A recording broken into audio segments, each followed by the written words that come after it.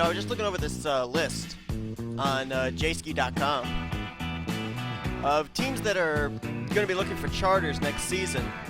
And they're looking to buy or lease a charter in 2017. It was kind of interesting with what we were talking about on the last segment. A lot of different teams that really are going to be looking for charters and everything. Well, there were actually three that they actually have here that I guess are, in their opinions, ones that could do something with a charter, a team that could do something with a charter. One of them, it was kind of interesting, was Wood Brothers Racing's number 21 with Ryan Blaney. Now, we know that they are bringing Ryan Blaney back for a second season. They're going to be running full-time again. The only thing I was looking at this is it's kind of interesting is we know there are 35 charters that are out there that are up for grabs. There is a 40 car starting lineup, which means 5 drivers are going to make it in via speed. And Ryan Blaney, for the entirety of the 2016 season, was able to make it in on speed. He never actually missed a race, and that team was a non-chartered ride for the entire season. So, looking to buy at least a charter, I can understand that. I don't think it's hit the panic button, though, for Ryan Blaney if that 21 team is not able to get a charter. Obviously, it would give him a lot of peace of mind, I think. If I were Wood Brothers, though, I think that based on what they're on for a program now, I mean, with running full time, with seeming to find good young talent that's ready to come up to the Sprint Cup level. Well, I can't say. I'm going to keep on saying Sprint Cup level until we actually get an official word on what the new sponsor is going to be. And from what I understand, we're not going to know that until 2017. I think that Wood Brothers, they'd be better off buying a charter than leasing a charter from year to year, in all honesty. I see a number of drivers down in the Xfinity Series that could come up full-time in that 21 car if and when Ryan Blaney decides it's time to move on. I could see Ryan Blaney at some point maybe going to a team like Penske Racing if Penske were ever to put together maybe a third team. That's a possibility, and then the 21 would be open. But I think that from a standpoint of where they are now as far as financially, as far as fielding a car for a driver, I think buying a charter would be the best move for Wood Brothers Racing. We already touched on this in the last segment, but we'll just quickly roll over it again. Obviously, Furniture Rose Racing's second ride with Eric Jones, they're looking to buy or lease a charter. I don't think they're going to really have any trouble doing that. But again, like I said before, with Ryan Blaney in the 21 team, with 5 available open spots as far as making it in on speed, I really don't think that that team's going to have any difficulty making every race in the 2017 season. Now, the last one's kind of interesting, and there hasn't actually been any official word yet. There's only been rumors. But I think very shortly we will get the official word, and this kind of makes sense to me in a kind of strange way. Chris Buescher is going to be loaned from Roush Fenway Racing to JTG Daughtery Racing for 2017 in a second ride. So he'll be a teammate to AJ Allmendinger. Now, there's been a lot of numbers that have been thrown around as possible numbers for them to run. The 59 is one. The 46 is another, and the 74. The 46, obviously, there's going to be no claim laid to it with the fact that H. Scott Motorsports is seemingly closing up. The 59, I'm kind of, a little bit interested about that in the fact that we know that Michael McDowell is going to be returning to the 95, but we don't really know the whereabouts of where Casey Mears is going to be going. A lot of the rumors are pointing towards the number 33, but maybe the 59, don't know. And I actually brought up the whole thing about the 74 when I heard that JTG Daughtery Racing was actually going to put together a second ride, because way back, I can't even remember what year it was. It might have been like 2011, 2012, back when JTG Daughtery was actually Toyotas instead of the current Chevrolets. There was a fantasy car that came out, which was a number 74 Kingsford Toyota Camry. I thought, well, you know what? Maybe they'll bring the 74 here reverse the numbers for that second ride. Well, that apparently is one of the possible rumored numbers for Chris Buescher and that team. Again, with the situation of looking to buy or lease a charter, I can understand this, but I think that JGG Daughtery Racing has come along far enough that, again, it's going to be an opportunity for them to easily get into each race with Chris Buescher. Uh, do I think Chris Buescher is going to do better in that ride than he did over at Front Row Motorsports? Obviously, yes, I think he will. I mean, you look at AJ Allmendinger. Um, he's only got one win with the team, obviously, at Watkins Glen, and that was, of course, 2015. But he had a lot of really good finishes in 2016, too. A lot of bad luck came his way when he was run up inside the top 10. So, do I see Buescher doing a lot better this year than he did last year? Absolutely. No doubt about that. As I'm looking down here real quickly through the driver list, I'm trying to see what we got here as far as non-chartered rides. We've got Ryan Blaney in the 21 car. We've got the 30 car, which we don't really know who's going to be the potential driver of that machine. Of course, there's been rumors of Casey Mears. You've got the 46 team, which is folding up, so we're not going to count that. So we're only at 2 at this point. We've got the potential of Chris Buescher, whether it be the 59, 46, 74. So we're up to 3 as far as that's concerned. Go further down, you've got the 77 of Eric Jones, so that's 4. And as you go down further, the last one would be the 98, which we don't have a clue if they're going to be even returning with Premium Motorsports or not.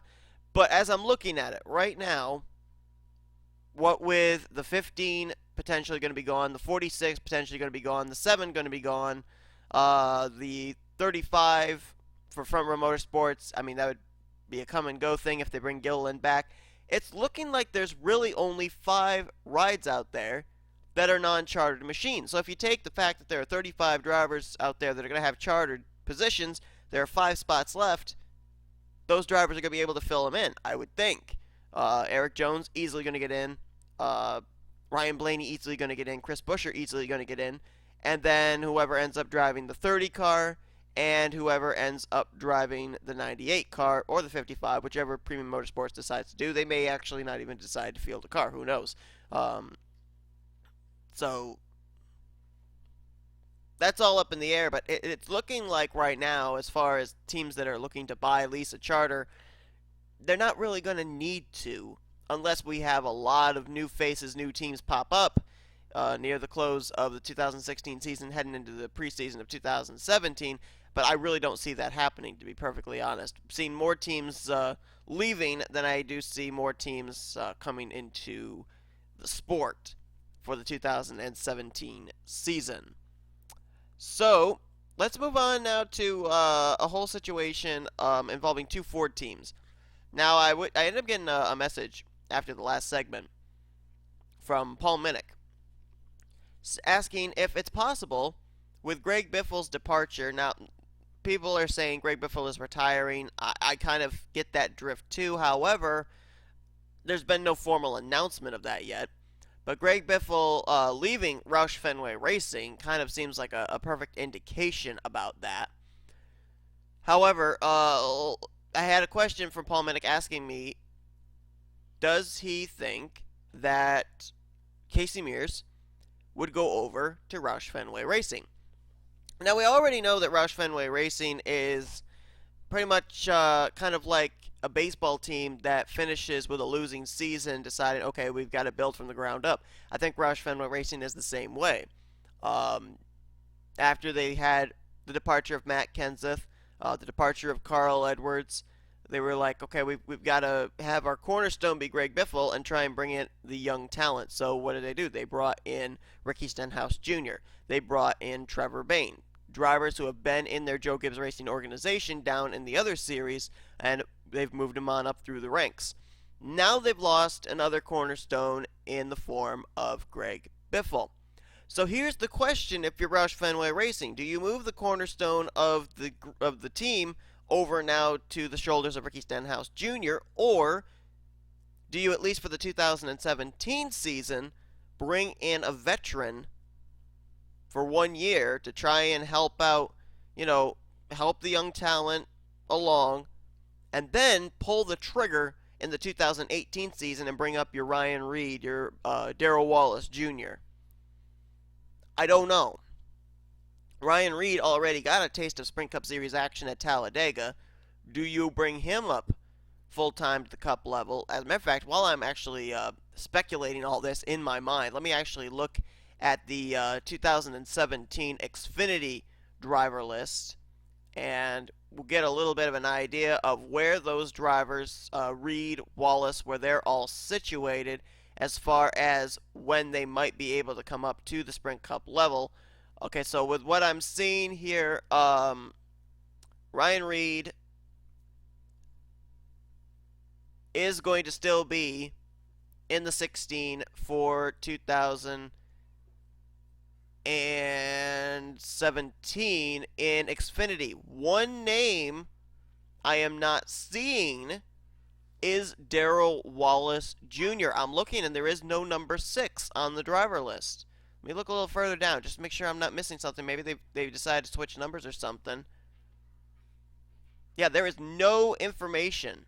Team is expected to continue, but nothing has been announced for Darrell Wallace Jr. Could Darrell Wallace Jr., could this be the opening to move Darrell Wallace Jr. up to the Sprint Cup level? Now, I would probably say no.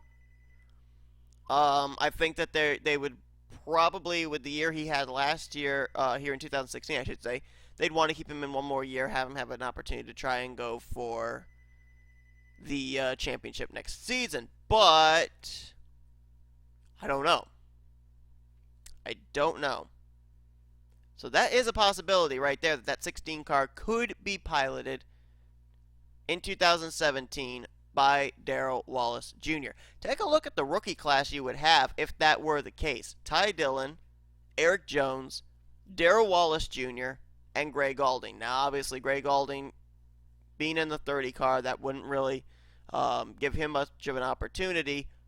But you got Ty Dillon in the 13, Richard Childress Racing Equipment. You got Eric Jones in the 77, Joe Gibbs Racing Equipment, and then Roush Fenway Equipment, which, let's be honest, they ended up getting some pretty good finishes with Bain, Stenhouse, and Biffle this season, with Darrell Wallace Jr. behind the wheel. I think that would actually be a pretty good rookie class, and I do believe that Darrell Wallace Jr. is ready to come up and race at the Sprint Cup level.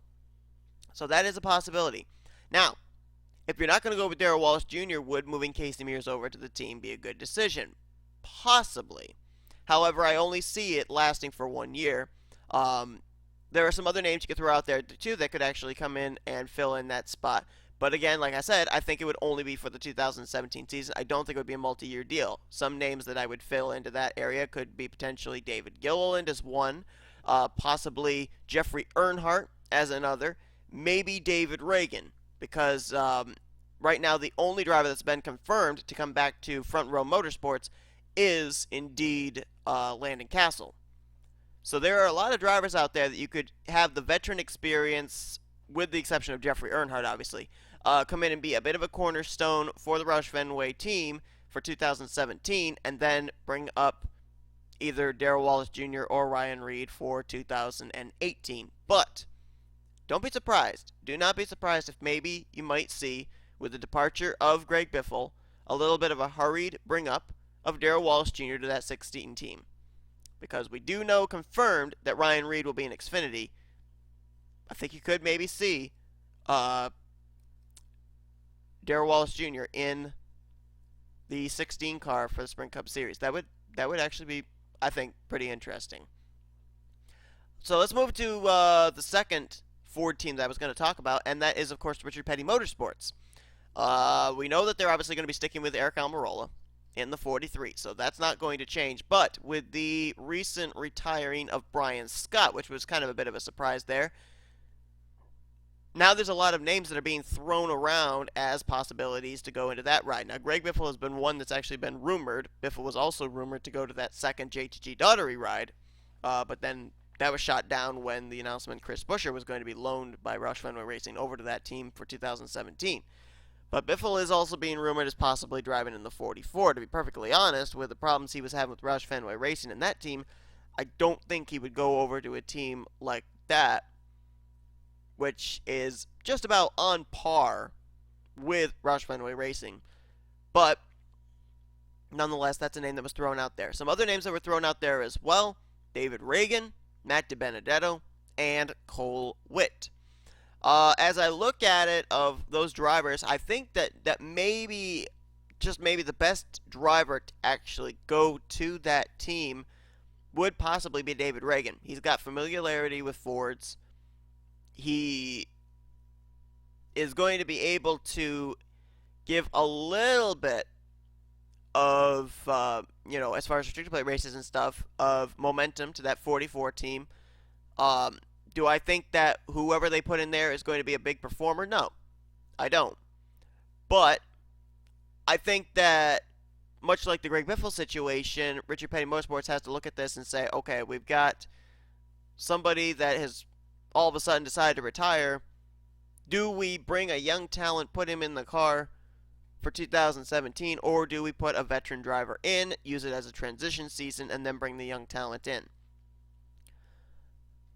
As I look here real quickly, trying to see if there's been any announcement, and it doesn't look like it.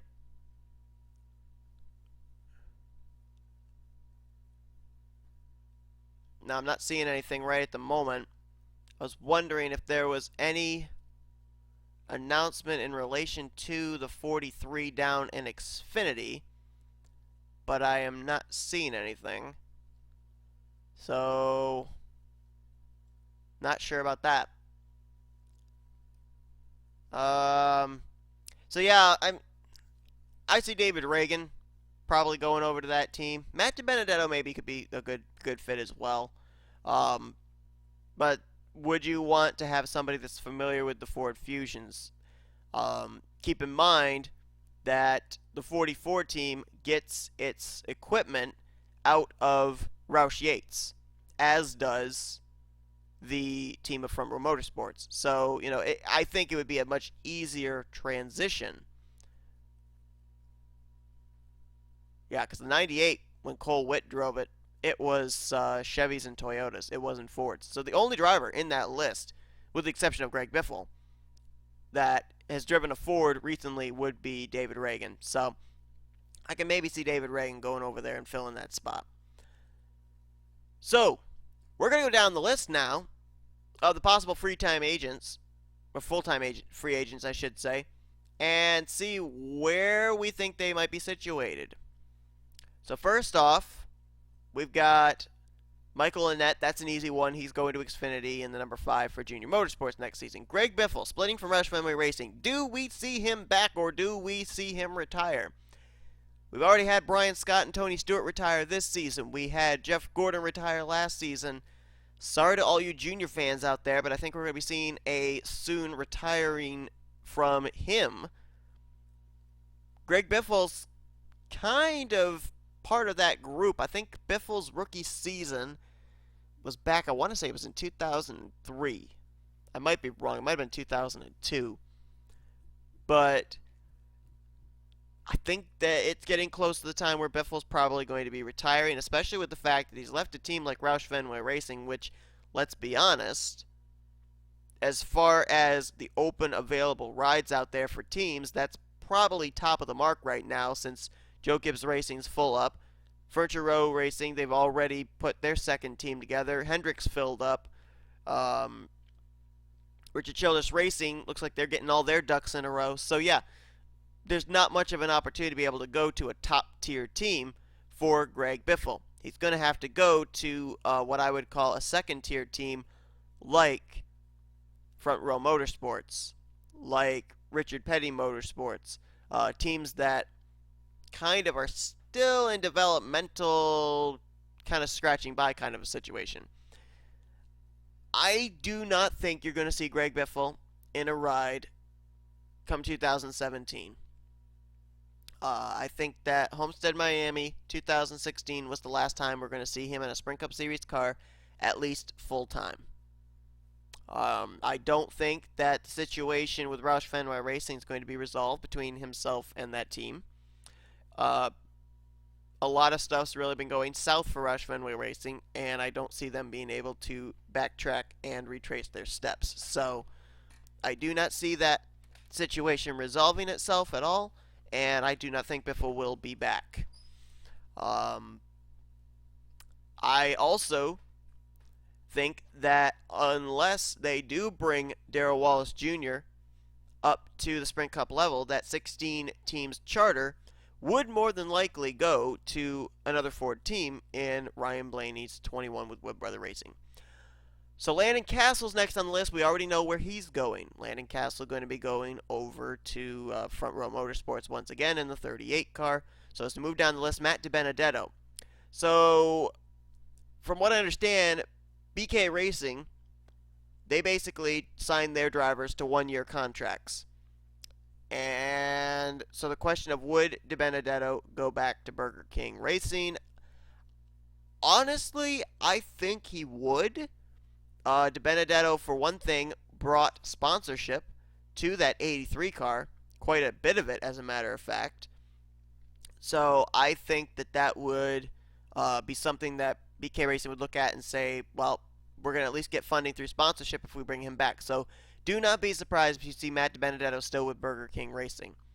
Jeffrey Earnhardt. Now, Jeffrey, trying to remember what team it was. There was a team that was asked, and they said no, he's not coming back. Let me look real quickly and see if I can find it as I'm scrolling down very quickly. Oh, that's where it is. Yeah. Jeffrey Earnhardt, Bobby Labonte will not return to Go Fast Racing, 32 team. So, Jeffrey Earnhardt, where would he go? I think that more than likely you're going to see him potentially taking over the number 34 for Front Row Motorsports. There is a possibility with the fact that he split a little bit of time with Matt DiBenedetto at Burger King Racing, that maybe he could come back as a Burger King Racing car as well. Maybe it would be DiBenedetto and Earnhardt as the two drivers for BK Racing. We'll have to see. David Gilliland, I think Gilliland has now kind of taken on the role of part-time fill-in driver. We only saw him attempt a couple of races in the 35 for Front Row Motorsports. I think the same situation is going to happen here this season. Whether it will be with Roush Fenway, or not for Roush Fenway, with Front Row Motorsports or not, I couldn't say. But I think Gilliland has kind of gone into the semi-retired fill-in driver.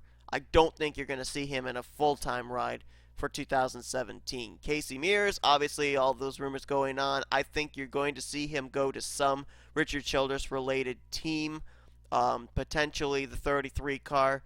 But I've also kind of wondered if they might stick him in the 44 to fill in the retiring Brian Scott. I don't know. I think more than likely, though, you're going to see Casey Mears in the 33 car. And more than likely be getting some, obviously technical equipment and stuff still from Richard Childress Racing. Because I believe the 44 car is going to go to the next driver on the list, and that is David Reagan. I see him as a former Ford driver going over there. Eric Almirola, David Reagan, both kind of broke into the sport around the same time. Both of them are very good at restrictor plate tracks as well. So if you got the 43 and the 44 working together at Daytona or Talladega, those are two guys that can get it done. David Reagan has won twice at a restrictor plate track in the Sprint Cup Series level. Eric Almirola has won once. So, pretty formidable team at the super speedways, I think, if you put Reagan in the 44. Reed Sorensen, not really sure if you're going to see him back. He seemed to be, for the most part, one of the go-to guys for Premium Motorsports 98 team. If we see him back, he'll be in something similar to that. Josh Wise, I don't really know if we're going to see him back in the Sprint Cup level next season. due to the fact that we know now that Greg Galding is going to be in the 30, and that's going to be a full time. So the likelihood of Josh Wise coming back full time, very unlikely. And then Cole Witt. This is a guy I think has been one of the more underrated drivers of the sport in the last year. I would love to see Cole Witt get himself a good ride, but at the same time, there's not many good rides out there to be had. While I would like to see Alex Bowman in the 88 car full time in Xfinity next season, I know they're going to keep that ride open for the Sprint Cup regulars to come down, have an opportunity at racing in some of those races. But if they were to put Bowman in the car full time, I would like to see Cole Witt in that ride full time. Cole Witt in that underfunded 98 car actually had some really good finishes last season for a team of that caliber level. So for Cole Witt, do I see him coming back? Probably. More than likely, he would come back, I would think, in the 98 car, because there has been no word of that team folding up. But I don't know. I do not know if that's the case or not. Do I see Cole Witt maybe as a driver over at Richard Petty Motorsports? Possibly, but like I said, I think David Reagan would be the better fit. So we're going to stop for a commercial break. When we come back, we're going to be talking about the possibilities of who could be the ones to watch, the sleepers for 2017. Drivers who may have not had the best of seasons in 2016 might be the ones to watch for the championship next season. We're also going to talk about some other drivers, what their seasons looked like from 2016 going to 2017 with moving to new race teams like Clint Bowyer. Of course, we're also going to be talking about with the whole situation of Clint Bowyer suing H. Scott Motorsports for apparently payments in arrears. So we'll see. We'll discuss that, and then we'll also be talking, as I said, about some drivers switching over to new teams for the season, and we'll see what their chances might be of improvement from 2016 into 2017. So don't go anywhere. Thanks for tuning in. NASCAR Talk Hot Stove will continue here very shortly.